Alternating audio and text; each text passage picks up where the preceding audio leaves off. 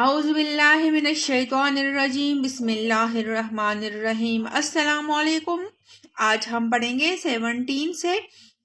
اردو تفسیر سورہ نساء کا۔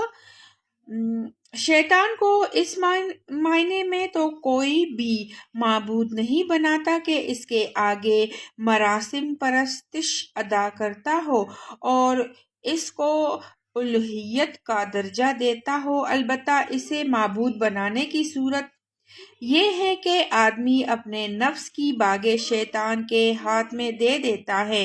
اور جدھر جدھر وہ چلاتا ہے ادھر چلتا ہے، گویا کہ یہ اس کا بندہ ہے اور وہ اس کا خدا۔ اس سے معلوم ہوا کہ بے چون اور چرات اطاعت اور اندھی پیروی کرنے کا نام بھی عبادت ہے، اور جو شخص اس طرح کی اطاعت کرتا ہے وہ دراصل اس شخص کی عبادت بجا لاتا ہے جسے اللہ کو چھوڑ کر اس نے اپنا متاع بنایا ہو، یعنی ان کے اوقات میں، ان کی محنتوں اور کوششوں میں، ان کی قوتوں اور قابلیتوں میں، ان کے مال اور ان کی اولاد میں اپنا حصہ لگاؤں گا اور ان کو فریب دے کر ایسا پرچاؤں گا کہ وہ ان ساری چیزوں کا ایک متبع حصہ میری راہ میں صرف کریں گے۔ اہل عرب کی توہمات میں سے ایک کی طرف اشارہ ہے۔ ان کے ہاں قاعدہ تھا کہ جب اونٹنی 5 یا 10 بچے جن لیتی تو اس کے کان پاڑ کر اسے اپنے دیوتا کے نام پر چھوڑ دیتے اور اس سے کام لینا حرام سمجھتے تھے۔ اسی طرح جس اونٹ کے نطفے سے 10 بچے پیدا ہو جاتے اسے بھی دیوتا کے نام پر پن کر دیا جاتا تھا، اور کان چیرنا اس بات کی علامت تھا کہ یہ پن گیا ہوا جانور ہے۔ خدائے ساحت میں رد و بدل کرنے کا مطلب عیسیٰ کی پیدائش بناوٹ میں رد و بدل کرنا نہیں ہے، بلکہ دراصل اس جگہ جس رد و بدل کو شیطانی فعل قرار دیا گیا ہے وہ یہ ہے کہ انسان کسی چیز سے وہ کام لے جس کے لیے اللہ نے اسے پیدا نہیں کیا ہے، اور کسی چیز سے وہ کام نہ لے جس کے لیے اللہ نے اسے پیدا کیا ہے۔ بالفاظ دیگر وہ تمام افعال جو انسان اپنی اور اشیاء کی فطرت کے خلاف کرتا ہے، اور وہ تمام صورتیں جو وہ منشائے فطرت سے گریز کے لیے اختیار کرتا ہے۔ اس آیت کے روح سے شیطان کی گمراہ کن تحریکات کا نتیجہ ہے، مثلاً عمل قوم لوط ضبط و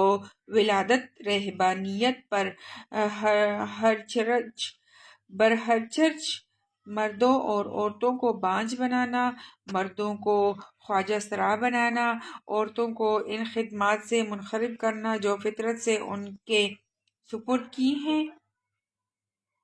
اور انہیں تمدن کے ان شعبوں میں گھسیٹ لانا جن کے لیے مرد پیدا کیا گیا ہے۔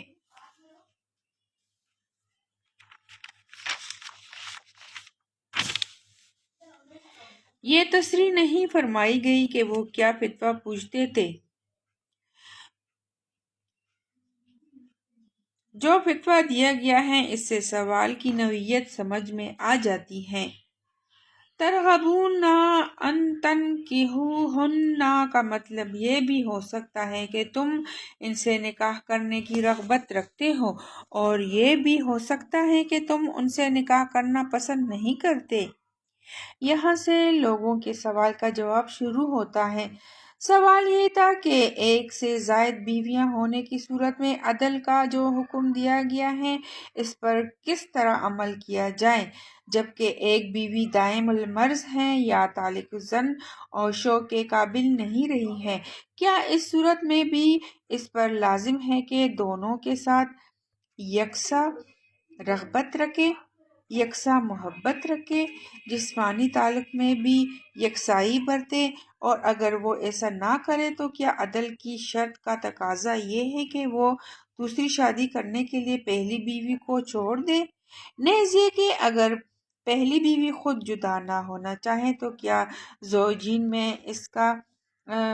معاملہ ہو سکتا ہے کہ جو بیوی غیر مرغوب ہو چکی ہیں وہ اپنے بعض حقوق سے خود دستبردار ہو کر شوہر کو طلاق سے باز رہنے پر راضی کر لیں؟ کیا ایسا کرنا عدل کی شرط کے خلاف تو نہ ہوگا؟ یعنی طلاق و جدائی سے بہتر ہے کہ اس طرح باہم مصلحت کر کے ایک عورت اسی شوہر کے ساتھ رہیں جس کے ساتھ وہ عمر کا ایک حصہ گزار چکی ہے،